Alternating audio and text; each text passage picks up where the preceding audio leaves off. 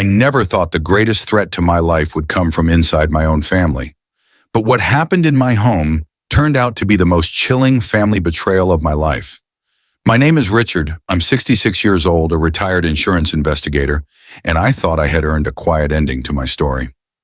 My days were steady, even boring in the best way.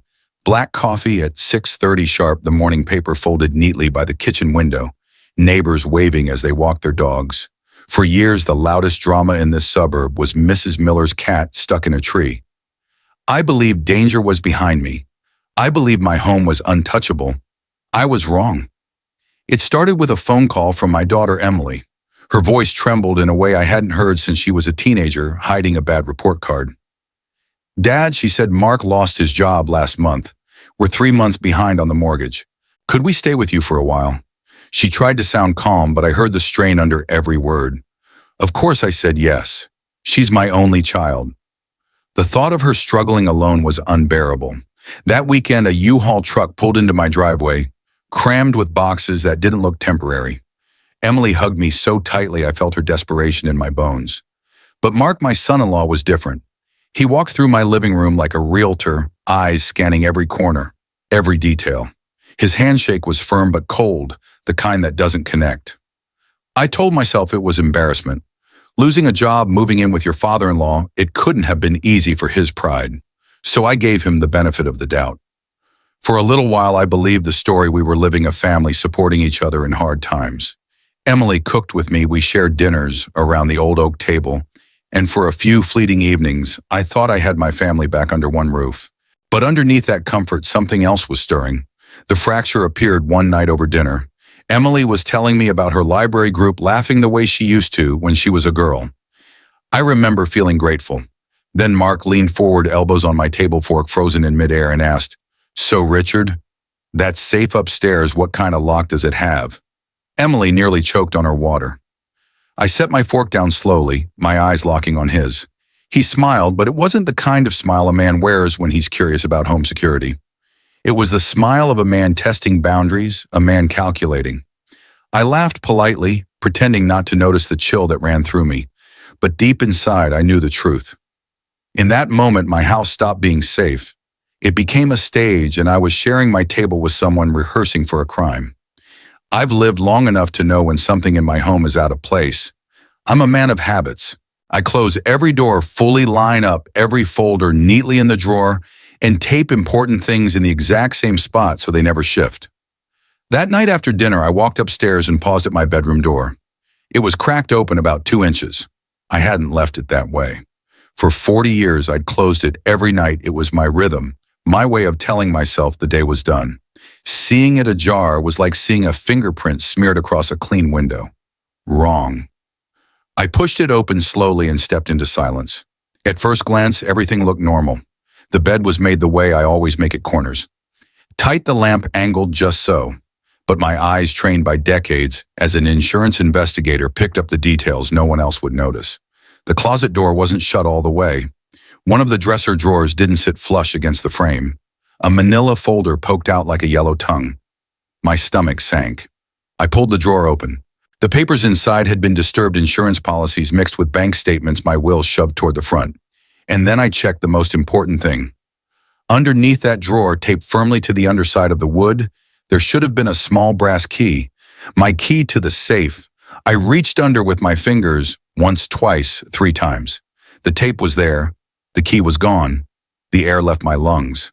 This wasn't forgetfulness. This wasn't me misplacing something. This was violation. Someone had been in my room, in my private space, with purpose. Someone had taken the key that unlocked my life savings, my documents, my secrets. I knew who. My mind flashed back to dinner. Mark leaning forward with that too casual grin, asking about the safe. Emily had laughed it off, but I had seen the flicker in his eyes. Now the missing key confirmed it. My son-in-law had crossed a line that could never be uncrossed. I didn't storm into their room. I didn't confront him. 30 years of investigation work had taught me the same rule over and over: evidence first, emotion later. So I closed the drawer exactly as I had found it, left the door ajar again, and pretended nothing had changed. But inside, my chest burned with rage. That night I lay in bed staring at the ceiling, my pulse hammering in my ears. Every creak of the house made me tense. Around 11:45 p.m., I heard footsteps downstairs. Not Emily's light tread, heavier, slower. Mark. I held my breath listening. A moment later I caught his voice drifting through the heating vent, low and urgent. I slid quietly out of bed and pressed my ear to the duct. "Yeah, it's me," he whispered. "Everyone's asleep. The old man's definitely loaded. I found bank statements, investments, everything. We're talking serious money here." My blood turned cold. This wasn't a random theft. This was premeditated, organized. And worst of all, he wasn't working alone. "Tomorrow night's perfect," Mark continued. "Emily's book club meets from 7 to 9. Gives us plenty of time. I already have the safe key. Grabbed it earlier today. The fool keeps everything in there: cash, jewelry, papers. Easy pickings." I gripped my phone thumb, hovering over the record button. My heart was pounding, but my mind was sharp. If I couldn't stop the betrayal yet, I could at least capture the proof. I pressed record and Mark's voice poured into my phone, every word damning him further. "Look, I don't have a choice," he hissed. "My gambling debts are out of control. 47 grand. And these guys, they're not patient. If I don't pay soon, I'm finished. This has to happen now. Don't worry, Emily won't suspect a thing. She trusts me completely. And even if the old man notices something, she'll convince him he just misplaced it." You know how old people get. Old people. That's what he called me. Not father-in-law, not Richard, just the old man. I felt the heat rise in my chest, a burning that had nothing to do with age. He thought I was weak. He thought I was blind. He thought I was already halfway in the grave. He laughed softly, the sound crawling up through the vent like poison. "By Thursday, we'll be out.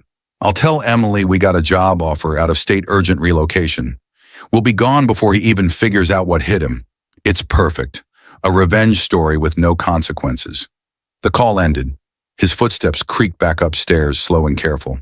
Through the slit of my bedroom door, I saw his shadow drift past, glittering with the arrogance of a man who thought he'd already won. But he hadn't. He had betrayed my trust, my daughter's love, and the sanctity of my home. And now I had the recording. I had the evidence. What Mark didn't know, what he could never know, was that this wasn't my first dance with liars. For 3 decades, I had hunted men exactly like him, desperate, cornered, thinking they were the smartest person in the room. Lying there in the dark, phone clutched in my hand, I realized the truth. Mark believed he was about to rob me blind, but what he had really done was set the stage for his own downfall. Morning sunlight spilled across my kitchen, and for a few moments I tried to convince myself that nothing had changed. Emily was humming softly as she scrambled eggs, her hair tied back like when she was a teenager, moving around the kitchen with the ease of someone who knew every drawer and every cabinet. Mark sat at the table with a steaming mug of coffee, scrolling his phone, his face perfectly calm. On the surface, it looked like an ordinary American morning. A daughter safe at home, a son-in-law trying to find his footing, a father grateful for company. But I knew better. I had listened to his late-night call. I had felt the absence of that key. Every smile on Mark's face now looked like camouflage. Every kind gesture smelled like bait. He was careful, I'll give him that. He carried himself like nothing had happened, like he wasn't plotting to rob me blind. In fact, during the day, he worked harder than ever to play the role of dutiful son-in-law. He took out the trash before I could reach for the bin. He fixed a loose hinge on the pantry door. He even offered to mow the lawn, something he had ignored the first week they stayed here. To Emily, these were signs of his character, proof that her husband was dependable despite the rough patch they were in. She looked at him with eyes full of love, and I watched her heart write excuses my head couldn't accept. At dinner, he pulled out Emily's chair and asked about her library group with genuine curiosity, or at least what sounded genuine. He laughed at my jokes, complimented the roast chicken I'd prepared, even told me he admired how organized I kept the house. But underneath the charm, I caught the flickers, his eyes darting upstairs when he thought I wasn't looking, his fingers tapping nervously against the table whenever money came up. Emily noticed none of it, or maybe she noticed but chose not to see. Love has a way of blinding even the sharpest eyes. She told me one evening how grateful she was for Mark, how even in tough times he always tried to keep things light, how he'd been helping around the house. I nodded and smiled, but inside every word twisted like a knife. Because I knew the truth she couldn't yet accept, all of it was theater. I remember one Sunday afternoon, Emily was folding laundry in the living room, Mark beside her cracking little jokes to make her laugh. She looked so happy, her head thrown back in laughter, the sound filling the house with the warmth I thought I'd lost since her mother passed. For a moment, I almost believed it myself. I almost believed that this was a family rebuilding, not a house being cased for theft. But then I saw it. Mark's eyes glancing toward the stairs again, his laughter not quite reaching them. And I knew his affection was nothing more than a mask worn until the night he planned to strike. The hardest part wasn't suspecting him. It wasn't even catching him in lies. The hardest part was watching my daughter defend him with the kind of loyalty only true love produces. Every time I grew quiet, she filled the silence with words about his potential, his plans, his good heart. She saw him as a man under pressure, not a predator circling prey. And I, her father, the man who had raised her, was left feeling like the outsider in my own home. I tried subtle tests. I mentioned neighborhood watch schedules, financial habits, even asked if either of them needed cash for errands. Mark always responded smoothly, too smoothly, with a smile ready-made for reassurance. He was rehearsed, polished, and Emily soaked it in like gospel. There's a special kind of loneliness that comes from being the only one who sees the storm while everyone else enjoys the sunshine. That's where I lived day after day, smiling through meals, nodding at small talk, but inside cataloging every false move. On the outside, we were the picture of domestic harmony, family dinners, movie nights, shared chores. But beneath it, I felt the walls closing in. Each laugh from Mark sounded like a countdown. Each kiss he placed on Emily's forehead looked like a distraction. He wanted her calm. He wanted me blind. And for a while, he succeeded in keeping up the illusion. But illusions have cracks. I saw them in the quick flash of his jaw tightening when I mentioned the bank. I saw them in the way he flinched when I asked Emily if she ever worried about money. Small cracks, but enough for me to keep my guard up. To Emily, it was a husband working hard to be better. To me, it was a thief rehearsing patience. And the longer he played the part, the more determined I became. If Mark thought he could live under my roof and hide behind my daughter's trust, he had underestimated me. He thought he was the actor, but I was the audience that never blinked. The longer Mark stayed under my roof, the more the past began to stir inside me. Retirement was supposed to close that chapter of my life, but every move he made dragged me back into the years I'd spent as an insurance investigator. I'd sat across from men like him, before men who smiled too quickly, who spoke in rehearsed tones, who offered details before anyone asked. Men who carried secrets under their skin like a second heartbeat. I recognized the rhythm in Mark because I had heard it all before. In my career, I had seen it 100 times, desperation dressed up as confidence. A client claiming a car theft that didn't add up. A business owner reporting a suspicious fire when his debts were about to drown him. The nervous tics, the overeager smiles, the carefully polished lies, they were always the same. And once you knew how to look, you could never unsee them. Mark wasn't original. He was a variation on a pattern I'd learned to spot decades ago. Still, the difference this time cut deeper. These weren't strangers I could file away into a report. This was my daughter's husband. This was family. And the thought of Emily being dragged into his mess was worse than any fraud I'd ever uncovered. Sometimes, late at night, I would lie awake replaying old cases in my mind. I thought about the man who burned down his restaurant to cover gambling debt, only to get caught because he'd left the freezer unplugged and the spoiled food reeked through the neighborhood. I remembered the widow who pretended her husband was still alive to keep cashing his pension checks until her lies collapsed under one misplaced signature. Every time the story ended, the same way: exposure. The truth always came out. And now Mark's story was heading toward that same inevitable ending. But Emily didn't see it yet. Or maybe she saw pieces of it and tried to bury them beneath her love. One evening, I caught her watching him with a puzzled expression when he flinched at the mention of overdue bills. Another time, she asked why he spent so much time on the phone outside away from her. He brushed it off with a joke about privacy, and she laughed, but her eyes didn't fully believe it. I wanted to reach across the table and tell her everything. Tell her about the missing safe key, about the midnight phone call, about the $47,000 in gambling debt that had turned her husband into a cornered animal. But I couldn't, not yet. Without proof, it would sound like paranoia, the ramblings of an aging father who never trusted his son-in-law. If I rushed, I risked losing her trust, and that would leave me more alone than ever. So I carried the burden in silence, watching as she balanced on the edge of doubt and devotion.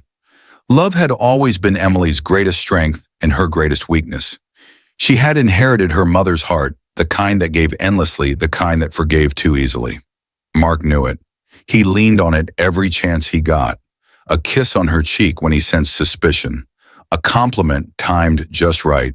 Small gestures meant to rebuild her faith brick by brick. But cracks had started forming in their foundation, and I could see them spreading even if Emily pretended not to. She lingered longer when he gave vague answers. She hesitated when defending him in conversation with me. She was beginning to sense the shadows beneath the smile, though her heart still begged her to look away. Inside, I fought my own conflict.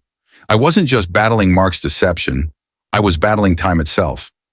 Every day that passed was another day closer to the moment he'd try to open my safe. I could feel the countdown ticking in the way he measured the house with his eyes, the way his footsteps slowed outside my bedroom door. And while I trusted my instincts, I also felt the weight of doubt pressing on my chest. What if I was wrong? What if grief, age, and too many years of suspicion had twisted my perception? But then I would remember his words through the heating vent. The old man's definitely loaded. I've got the safe key. She'll never suspect a thing. Words like those don't leave room for doubt. They are the confessions of a predator, plain and simple. I tried to mask the storm inside me for Emily's sake. I joined her in cooking, asked about her book club, pretended to enjoy the quiet evenings. On the outside, I was just a father enjoying his daughter's company. But inside, every moment was calculation. Every smile from Mark was another entry in my mental file. The truth was, I wasn't just remembering my past life as an investigator. I was living it all over again, this time in my own home. And Emily, caught between love and suspicion, didn't realize she was about to become collateral damage in her husband's revenge story. I promised myself one thing: when the moment came, I would have the evidence. I would have the plan, and I would make sure Emily saw the truth with her own eyes, no matter how much it broke her heart. When you've spent 3 decades chasing liars, you learn that timing is everything. Mark thought he had time on his side, that he could wait until Emily was gone at her book club before making his move. But what he didn't know was that I had already begun building my own clock, one that ticked toward his downfall. If he wanted to play games he was about to learn, I played them better. I started early the next morning. At 5 a.m., while the house was still silent, I slipped into my bedroom and opened the dresser. The brass safe key he thought he'd stolen had never been my only line of defense. I'd already moved the real one to my kitchen junk drawer, hidden beneath rubber bands and dead batteries, where no thief would bother to look.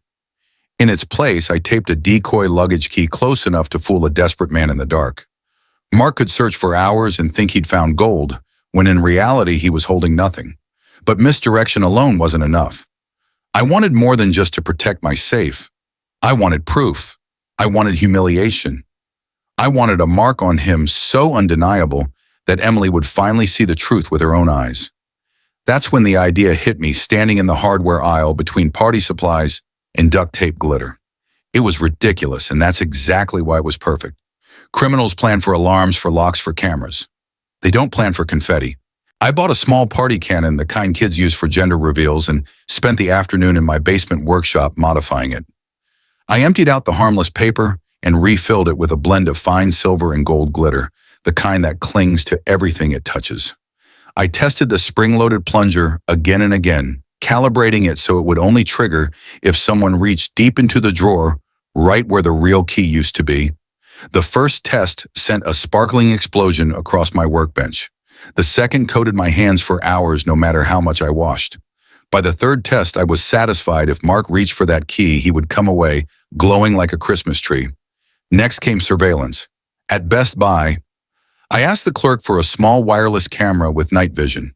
He showed me a compact model about the size of a deck of cards. Perfect. I paid in cash and brought it home. That night, while Emily and Mark watched television in the living room, I pretended to be tired and went upstairs. With the door closed, I carefully hid the camera between 2 books on my nightstand, angled just right to capture both the dresser and the bed. Through the app on my phone, I tested the feed: crisp video, clear audio, even in total darkness. Now I had my trap, my bait, and my witness. But setting the stage required more than gadgets. It required acting. Mark needed to believe I was weak, predictable, oblivious. So I leaned into the role. At breakfast, I rubbed my temples and complained about being tired. At dinner, I made an offhand comment about my blood pressure medication, saying it made me sleep like the dead. Emily scolded me lightly about relying on pills, but Mark's eyes lit up in quiet relief. I had given him exactly what he needed, the belief that I would be unconscious when he came creeping into my room. I exaggerated the part. When he suggested we share a drink one night, I told him firmly that alcohol mixed with my pills was dangerous. His disappointment was barely masked. He wanted me drugged, insensible, incapable of waking. Instead, I let him think I was doing half the work for him. Inside, I seethed. Pretending to be frail, pretending to be blind to his schemes, felt like swallowing glass. But I knew the reward was coming. The more he believed my act, the harder he would fall when the glitter exploded and the camera caught every second of his betrayal. I lay in bed that evening, the room quiet. The phone beside me streaming the live feed of my own bedroom. Emily's voice floated up the stairs soft and warm, while Mark's laugh followed rehearsed and hollow. They had no idea that the stage was set. Mark thought he was circling his victim.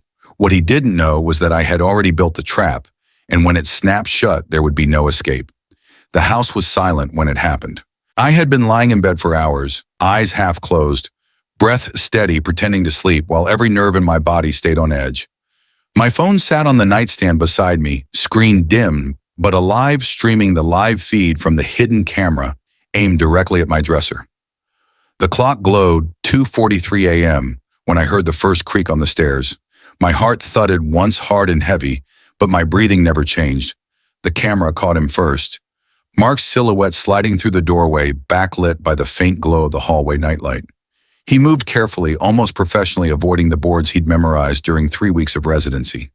He paused at the threshold, staring at me, testing whether the pills I'd taken had done their job. I gave him nothing but the steady rhythm of a sleeping old man. Satisfied, he slipped into the room. My phone vibrated softly as the motion detection locked on his form, recording every move. He crouched by the dresser, his hands steady his face, calm as though this was just another task on his to-do list. He pulled the second drawer open, the one where the safe key used to be, and then it happened. Boom! The confetti cannon roared like a miniature explosion, launching a shimmering storm of silver and gold glitter into the air. Mark recoiled, cursing, as the sparkling cloud engulfed him head to toe. His black clothes turned radiant, his face glowing under the assault of thousands of clinging flecks. The room looked like New Year's Eve at midnight, but the terror on his face told a different story. I sat up in bed, blinking, as though startled awake. What on earth, I muttered, reaching for the lamp. Light filled the room, and there he stood, my son-in-law, dripping glitter, holding the decoy key in his trembling hand. Mark, my voice carried confusion practiced perfectly. What are you doing in my bedroom at 3 a.m? His mouth opened, closed, opened again. Glitter fell from his hair like shame raining down. I heard a noise, he stammered. I thought someone was breaking in. Breaking in, I repeated, my eyes narrowing. And you ended up sparkling. Before he could reply, footsteps pounded down the hall. Emily appeared in the doorway, robe hastily tied, eyes wide with alarm. She froze at the sight, me sitting upright, and her husband standing beside my open dresser, glowing like a disco ball from another universe. What is going on here? She demanded, her voice trembling. Mark scrambled for words. It's not what it looks like. I swear, but I had been waiting for this. Calmly, I reached for my phone on the nightstand. Emily, I said softly, there's something you need to hear. Mark's eyes went wide. No, don't, he shouted, stepping forward, but Emily moved faster, blocking him. Dad, play it, she said, her voice sharp. I pressed play, and into that glitter-filled room poured Mark's own voice from 2 nights earlier. Yeah, it's me. Everyone's asleep. The old man's definitely loaded. I found bank statements, investments, the whole thing. 47 grand in gambling debt. Tomorrow night's perfect. Emily's at her book club. I already have the safe key. He'll never suspect a thing. Old people forget. Emily's face drained of color. She turned to Mark, tears welling, her voice breaking. You plan to rob my father. Mark tried again, desperation leaking into every syllable. It was just talk. I didn't mean, but the evidence was undeniable. His voice, his words echoing through the speaker. There's no coming back once your own confession fills the room. Emily stepped back as though he were a stranger. The love in her eyes collapsed into fury and heartbreak all at once. How could you, she whispered. How could you use me as cover to rob my own father? Mark Glitter, clinging to every inch of his body, looked at her like a drowning man begging for air. But she didn't reach for him. She reached for me, and in that moment the balance shifted. The predator was no longer hidden. The mask had shattered, and the truth captured in glitter and in sound hung in the air for all of us to see. For the first time in weeks, I let myself breathe. The trap had sprung, and the betrayal was no longer suspicion, it was fact. The glitter still floated in the air like dust caught in the light. Emily stood frozen in the doorway, her chest heaving, eyes locked on the man she thought she knew. Mark wiped his face with glitter-covered hands, leaving streaks of gold and silver down his cheeks, a pitiful parody of war paint. And then, for the first time since this all began, the lies stopped. He sagged against the dresser, his shoulders slumping under the weight of truth. Fine, he muttered. Yes, I have debts. $47,000. Gambling. I thought I could fix it before anyone found out, but it's too big. They're coming for me, Em. I didn't have a choice. Emily's hand flew to her mouth. Tears spilled down her face, but they weren't just tears of sorrow, they were tears of betrayal. You didn't have a choice, she choked. You chose to steal from my father. You chose to lie to me every single day we've been here. Don't you dare tell me you didn't have a choice. Mark's voice rose, desperate, angry. I was trying to protect us, protect you. If I didn't pay them back, they would have. Emily cut him off, her voice sharp enough to slice the air. Protect me by turning me into your alibi, by making me complicit in robbing my own father. You weren't protecting me, Mark. You were using me. He reached out for her, glitter cascading from his sleeve with every movement, but she recoiled as though his touch might burn her. That gesture, more than any words, told me her heart had shifted. The spell was broken. I stayed silent, letting her speak, because this wasn't my battle anymore. This was hers. For weeks, she had defended him, excused him, believed in him. Now she saw him clearly, and the truth hit harder than any evidence I could have presented. Mark's face crumpled. He turned toward me, his voice sharp with resentment. This is your fault, old man. You turned her against me. I met his glare without flinching. No, I said evenly. You did that yourself the moment you decided to betray us both. Emily straightened, her tears still flowing, but her voice steady. Get out, she said. Mark blinked. What I said, get out of this house. Now, he sputtered, trying to regain control. Emily, we're married. We took vows. We can work this out. There's nothing left to work out, she snapped. You lied to me about losing your job, about our finances, about everything. You planned to rob my father while I was gone. That's not a husband, Mark. That's a criminal. The word hung heavy in the air, criminal. He had no comeback. His chest rose and fell, his eyes darting around the room like a trapped animal searching for an escape. Em, please, he whispered, his voice breaking. Don't do this. She shook her head. You already did. You destroyed us. Those 4 words, you destroyed us, were the final nail in the coffin of their marriage.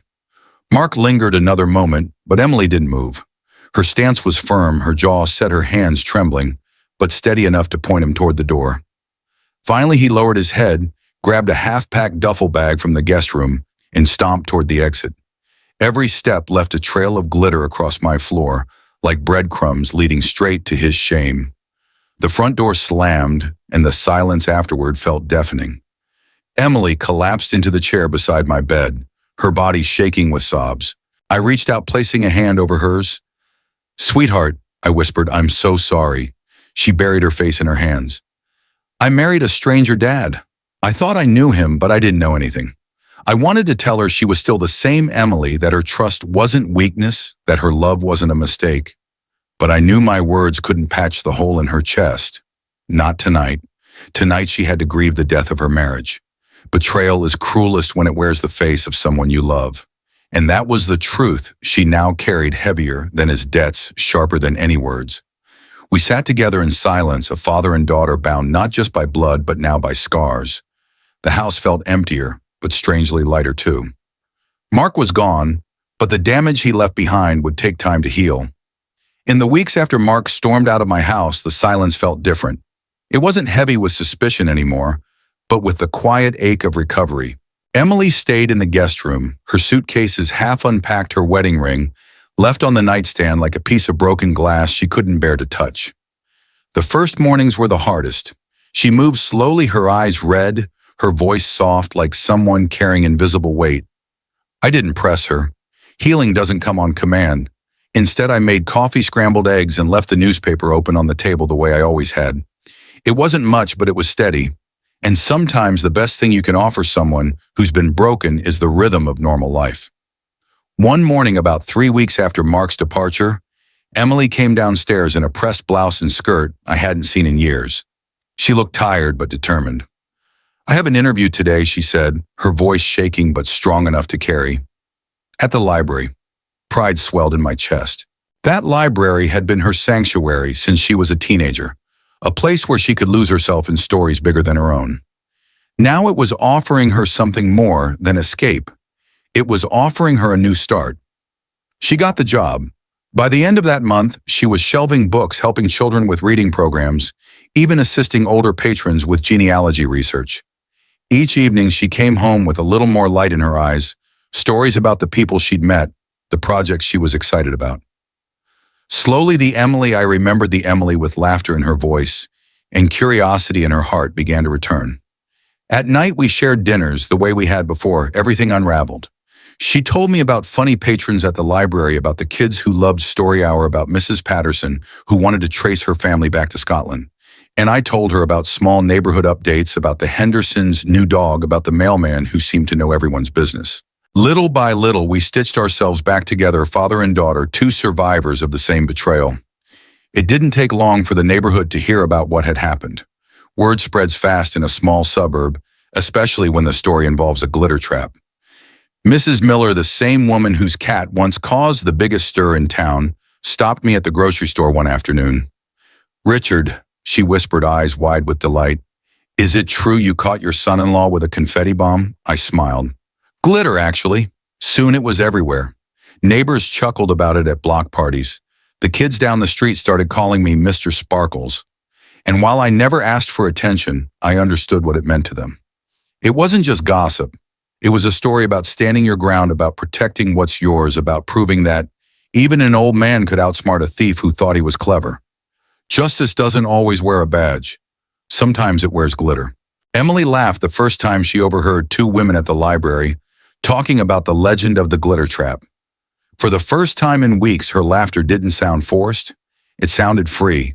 She looked at me that evening, eyes softer than they'd been in months. "You didn't just protect yourself, Dad. You protected me. And now, people see you as a hero." I shook my head. Not a hero. Just a man who refused to be fooled. But deep inside, I felt something I hadn't in a long time: peace. The house felt different now. It wasn't haunted by Mark's footsteps or poisoned by his lies. It was filled with the steady rhythm of Emily leaving for work each morning, the smell of coffee brewing, the quiet rustle of pages when she read late at night. It felt like home again. We hadn't chosen this road, but we walked it together. And though betrayal had torn us down, resilience was building us back up. When I look back on everything that happened, I don't see a glitter bomb or a hidden camera as the real victory. What I see is the truth finally breaking through the lies. Mark thought he was clever enough to outsmart me, to use my daughter as a shield, to turn my kindness into weakness. But he forgot the one thing that life teaches you after 66 years: justice doesn't always come from courtrooms or police reports. Sometimes justice is born from patience, experience, and a little bit of sparkle. I've spent my life watching people lie, cheat, and gamble away everything that mattered. I used to think the system would sort it out, that the law was the final answer. But I learned here in my own home that real justice starts the moment you refuse to play the victim. I wasn't helpless. I wasn't blind. I wasn't the old fool Mark thought I was. I was a father, a survivor, and a man who knew how to set a trap for the truth. Emily has moved on stronger now than I've ever seen her. Our home is peaceful again. The neighbors still laugh about the legend of the glitter trap, but behind their laughter is respect. They saw what I did, and maybe they realized that even in betrayal, there is power in standing tall. Because sometimes the sweetest revenge isn't anger. It's proof. It's calm. It's showing the world you can't be broken. So if you take anything from my story, let it be this: never underestimate the power of observation. Never surrender your dignity to someone who thinks they can take it. And never forget, justice can shine even in the darkest betrayal. Justice sparkles. Now I want to hear from you. Have you ever faced a betrayal inside your own family? What would you have done if you were in my shoes? Drop your thoughts in the comments. I read everyone. If this story struck a chord, don't just move on. Save it, share it with someone who needs the reminder, and hit subscribe so you don't miss the next family betrayal and revenge story. Because the truth is, stories like mine aren't just entertainment, they're survival guides. And the next time someone underestimates you, remember my words: sometimes justice really does sparkle.